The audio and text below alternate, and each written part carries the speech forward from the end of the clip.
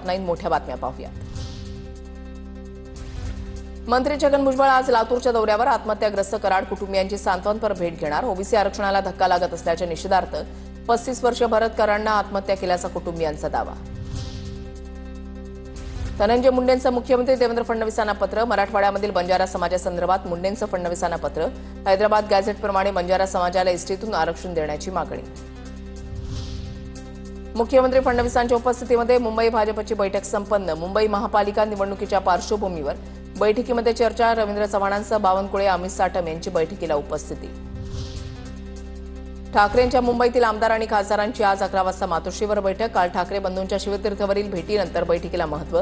ठाकरेंच्या शिवसेनेच्या जिल्हा प्रमुखांसोबतही आज बैठक। मराठवाडा विभागीय आयुक्तांनी प्रमाणपत्र वाटू नयेत। कुणबी प्रमाणपत्रांवरून गुणरत्न सदावर्तेंचा विभागीय आयुक्तांना सल्ला। दबावाला बळी पडू नका। खासदार आमदारांच्या म्हणण्यावर प्रमाणपत्र दिली जात नाही, सदावर्तेंची प्रतिक्रिया। मराठा आंदोलकांवरील गुन्हे मागे घेणं हे नियमबाह्य। मंत्री राधाकृष्ण विखे पाटलांनी नैतिकता स्वीकारून राजीनामा द्यावा। जयश्री पाटील यांची मागणी। मनसेसोबत युती करण्यासाठी उद्धव ठाकरे कोणत्याही गोष्टीला तयार। बाळा नांदगावकर यांचा दावा।